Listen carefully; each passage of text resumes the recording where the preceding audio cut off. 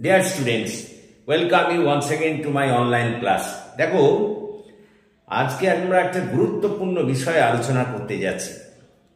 সেটি হলো William Shakespeare রচিত ম্যাকবেথ সম্পর্কে আমরা আলোচনা করতে যাচ্ছি। এই ম্যাকবেথ সম্পর্কে আলোচনার আগে একটু বলেন, উইলিয়াম শেক্সপিয়ার সম্পর্কে একটু আমাদের জানা দরকার। তোমরা সকলেই জানো উইলিয়াম শেক্সপিয়ার হলেন একজন বিশ্ববরেণ্য ব্রিটিশ ইংরেজি সাহিত্যিক এবং তিনি সাহিত্যগত দিক দিয়ে বহুমুখী প্রতিভার অধিকারী ছিলেন। নাটক, কবিতা, উপন্যাস, গল্প, সাহিত্যের যা যা উপাদান আছে সমস্ত ক্ষেত্রেই ছিল তার অবাধ বিচরণ। বিশেষত নাট্য সাহিত্যে তিনি বিশেষ প্রতিভার অধিকারী ছিলেন। তিনি তার জীবদ্দশায় যে 4টি বিখ্যাত ট্র্যাজেডি নাটক লিখে সারা বিশ্ব জুড়ে খ্যাতির অধিকারী হয়েছিলেন, তাদের মধ্যে অন্যতম নাটকটি হলো অবশ্যই ম্যাকবেথ। এই ম্যাকবেথ প্রকাশিত হয়েছিল 1606 সালে। তার মৃত্যুর ঠিক 10 বছর আগে। তোমরা সকলেই জানো তিনি জন্মগ্রহণ করেছিলেন 26 এপ্রিল 1564 এবং মারা গিয়েছিলেন 23 এপ্রিল 1616। আর এই ম্যাকবেথ নাটকটি প্রকাশিত হয়েছিল 1606 মানে 1606 সালে। তো এই ম্যাকবেথ নাটকটি যে কাহিনী সেটিকেই আজকে আমরা বাংলায় বিশ্লেষণ করব, আলোচনা করব এবং এর সম্পর্কে যে সমস্ত প্রশ্ন হতে পারে তোমাদের সেগুলো আলোচনা করব। তো এসব আমরা সরাসরি এই ম্যাকবেথ নাটকটার বাংলা আলোচনায় ঢুকে পড়ি। দেখো, ম্যাকবেথ নাটকটা যদি আমরা বিশ্লেষণ করি তাহলে দেখা যাবে যে এই নাটকের মুখ্য চরিত্র হলো কিন্তু ম্যাকবেথ। এটি একটি ট্র্যাজেডি নাটক, বিখ্যাত ট্র্যাজেডি নাটক। ম্যাকবেথ ছিলেন একজন মহান বীর এবং বীরত্ব, সাহসিকতা সমস্ত কিছুর জন্যেই তিনি বিশেষভাবে খ্যাত ছিলেন। স্কটল্যান্ডের রাজা ডানকানের তিনি মুখ্য সেনাপতি ছিলেন। ডানকান তাকে পুত্র সম স্নেহ করতেন। ম্যাকবেথের সঙ্গে তার অবশ্য একটা আত্মীয়তার সম্পর্ক ছিল। তো আমরা এই নাটকে দেখি যে ম্যাকবেথ এবং ব্যাংকো এক যুদ্ধক্ষেত্র থেকে যখন ফিরছেন, সেই ফেরার সময়টা তাদের কিন্তু খুবই প্রাকৃতিক দুর্যোগপূর্ণ ছিল। প্রচণ্ড বৃষ্টি হচ্ছিল এবং ঘন ঘন বজ্রপাত, বিদ্যুৎ ঝলকানি চলছিল। ঠিক সেই সময়ে তারা একটা যুদ্ধ জয় করে ম্যাকবেথ এবং ব্যাংকো ফিরছিলেন।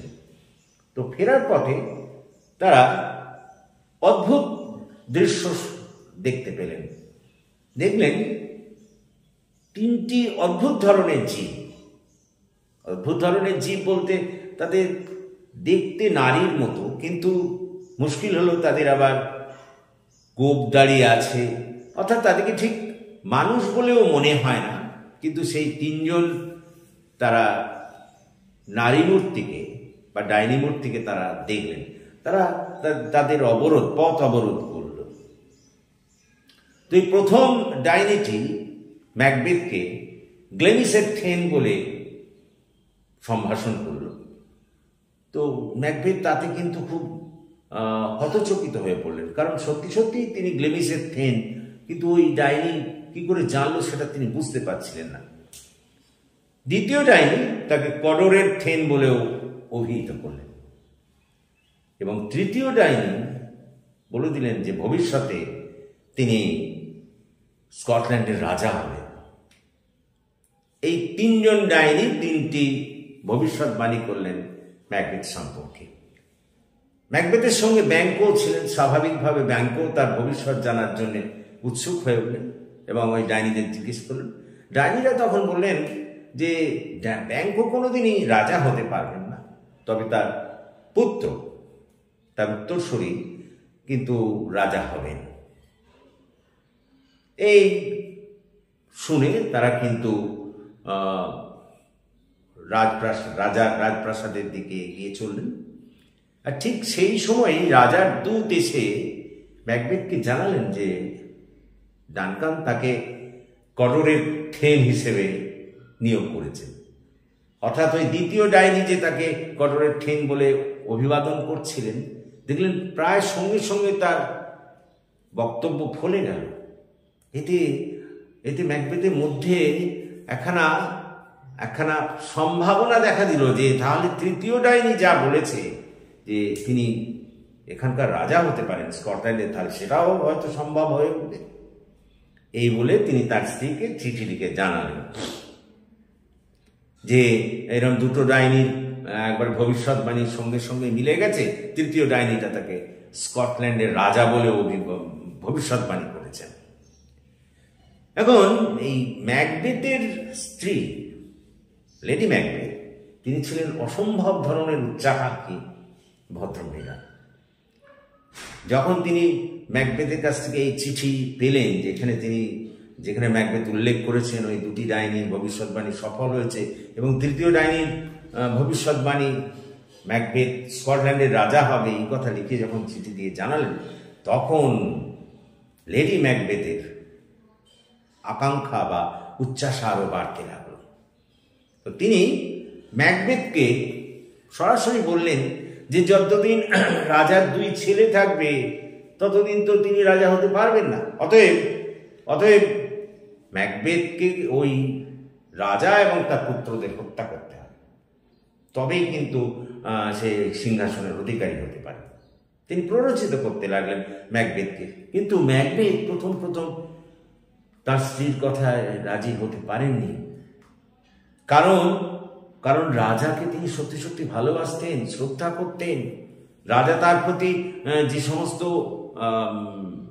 মহানুভবতা তার প্রতি দেখিয়েছেন, ম্যাকবেথ কিছুতেই সেগুলো ভুলতে পারছিলেন না। সুতরাং স্ত্রীর স্ত্রীর এই যে আবেদন যে তাকে রাজাকে খুন করো, রাজার দুই ছেলেকে খুন করো, প্রথম তিনি ম্যাকবেথ মেনে নিতে পারেননি। কিন্তু অগত্যা আমরা দেখি যখন রাজা তার দুই ছেলে এবং সপারিষদ ম্যাকবেথের দুর্গে এসে তাকে অভিবাদন জানাতে এসেছিলেন, তখন সেই রাতেই স্ত্রীর দ্বারা বিশেষভাবে প্রভাবিত হয়ে ম্যাকবেথ কিন্তু রাজাকে খুন করলেন, ডানকানকে, স্কটল্যান্ডের রাজা ডানকানকে খুন করলেন। এবং রাজা যখন খুন হলেন তখন তার দুই ছেলে ম্যালকম সে ইংল্যান্ডে পালিয়ে গেল এবং ডোনাল্ড আর তিনি চলে গেলেন আয়ারল্যান্ডে।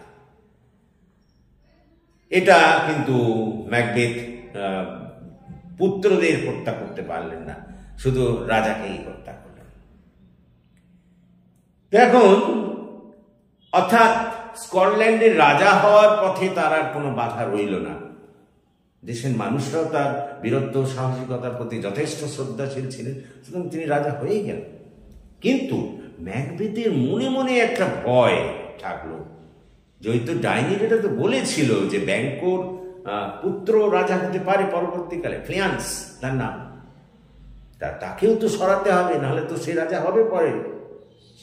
সেই কারণে ম্যাকবেথ ঠিক করলেন যে একটা ভোজ সভা ডেকে যখন ব্যাংকো এবং তার ছেলে আসবে ওই ভোজ সভায়, তখন তিনি পথে সুপারি কিলার দিয়ে অর্থাৎ অন্য কাউকে দিয়ে তাদের হত্যা করাবেন। সেই মতোই ভোজসভার আয়োজন করা হলো, ব্যাংকোকে নিমন্ত্রণ করা হলো।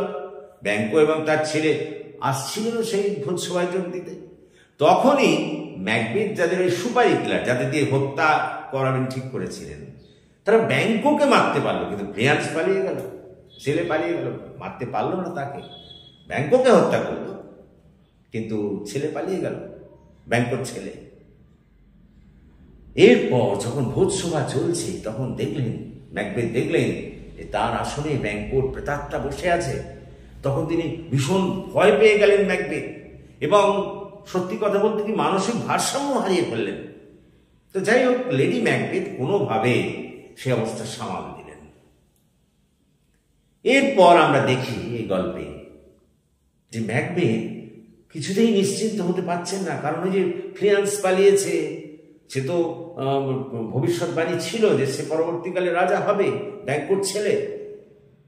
তো তখন ম্যাকবেথ আবার সেই তিনজন ডাইনির শরণাপন্ন, তাদের কাছে গেল ভবিষ্যৎ সম্পর্কে জানার জন্য, নিজের ভবিষ্যৎ সম্পর্কে আরো জানার জন্য। তখন ওই ডাইনিরা ম্যাকবেথের সামনে তিনজন প্রেতাত্মাকে হাজির করল। প্রথমে রণসাজে সজ্জিত হয়ে একটা কাটা মুন্ড এক প্রেতাত্মা এলো।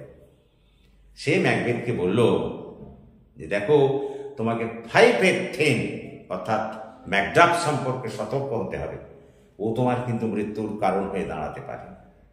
দ্বিতীয় প্রেতাত্মা একটা রক্তাক্ত শিশু, সে এসে ম্যাকবেথকে বলল যে কোনো মহিলার প্রসবজাত সন্তান তাকে কিন্তু হত্যা করতে পারবে না। আর তৃতীয় প্রেতাত্মা একটা শিশু গাছের ডাল নিয়ে এসে বলল যে যেদিন বার্নাম বনভূমি ডানান্সিয়ানের দিকে এগোবে, সেদিনই কিন্তু তার মৃত্যু অবধারিত। এই কথা বলে ওই তিনজন ডাইনি তাকে ফেরালো। কাকে? ম্যাকবেথকে। তো ম্যাকবেথ ফিরে এলেন। ম্যাকবেথ ফিরে এসেই তিনি শুনলেন যে ম্যাকডাফ সে কিন্তু গিয়ে ওই রাজার বড় ছেলে ম্যালকমের বাহিনীতে যোগ দিয়েছে। এবং কথা জানার পরেই ম্যাকবেথ ম্যাকডাফের পরিবারকে হত্যা করার ব্যবস্থা করলেন, সবাইকে মেরেও ফেললেন। ফলে গোটা দেশে ম্যাকবেথের বিরুদ্ধে একটা অশ্রদ্ধা, একটা ঘৃণা দেখা দিল। যে ম্যাকবেথ একদিন শ্রদ্ধার পাত্র ছিলেন, সবাই তাকে ঘৃণা করতে লাগলো, অশ্রদ্ধা করতে লাগলো। এবং এই সময় লেডি ম্যাকবেথ আত্মহত্যা করলেন। পুরোপুরি একা হয়ে গেলেন আমাদের ম্যাকবেথ। পরবর্তীকালে আমরা দেখি, এরপরে যে অংশ আমরা দেখি, তাতে আমরা দেখি যে ওই ম্যাকডাফ সে কিন্তু ম্যালকমের সেনাবাহিনীতে যুক্ত হয়ে সেই সেনাবাহিনী নিয়ে এগিয়ে আসছে ম্যাকবেথের দিকে, তাকে হত্যা করার জন্য। স্বাভাবিকভাবে ম্যাকবেথ প্রচণ্ডভাবে ক্ষুব্ধ, রুষ্ট হলেন ওই ম্যাকডাফের প্রতি, এবং তিনি সদম্ভে ম্যাকডাফকে জানিয়ে দিলেন যে কোনো প্রসবজাত সন্তানের দ্বারা তিনি নিহত হবেন না। তো ম্যাকডাফ তখন তাকে জানালেন যে তিনি কোনো মহিলার প্রসবজাত সন্তান নয়, কারণ তার জন্মানোর আগেই তাকে গর্ভ থেকে বের করে আনা হয়েছিল। তখন ম্যাকবেথের চিন্তা আরো বেড়ে গেল, তাহলে তো ম্যাকডাফ তার মৃত্যুর কারণ হয়ে উঠতে পারে। এবং তখনই দেখলেন যে বার্নাম বনভূমি ওই প্রত্যেকটা ওই সৈন্য গাছের ডাল নিয়ে বার্নাম বনভূমি থেকে এগিয়ে আসছে। এইটা দেখে ম্যাকবেথ বুঝতে পেরে গেলেন যে তার মৃত্যু অবধারিত সত্য, এবং ম্যাকডাফ এর নেতৃত্বে ম্যালকমের সেনাবাহিনী এসে ম্যাকবেথকে হত্যা করল, ম্যাকবেথের পতন ঘটল। এই হচ্ছে আমাদের নাটক। তো দেখো, এই নাটকে এটা তো তোমাদের নাটক হিসেবে এখানে নেই, আছে একটা কাহিনী বা গল্প হিসেবে। তো এই গল্পটির থেকে যে মুখ্য চরিত্র তোমাদের লিখতে বলা হয়, এই ম্যাকবেথের চরিত্র লিখতে দিতে পারে, লেডি ম্যাকবেথের চরিত্র লিখতে দিতে পারে, ওই তিন ডাইনির ভবিষ্যৎবাণী সম্পর্কে লিখতে দিতে পারে। ওই তিন ডাইনি যে ভবিষ্যৎবাণী করেছিল প্রথমে এবং শেষে আমরা দেখি, সেটা লিখতে দিতে পারে। এইসব চরিত্র, এই বিষয়ে এইসব প্রশ্ন কিন্তু এখান থেকে হতে পারে।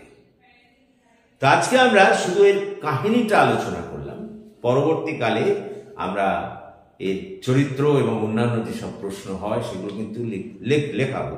তোমরা এই ক্লাস ফলো করতে থাকো, তাহলে দেখবে তোমরা সব কিছুই পাবে।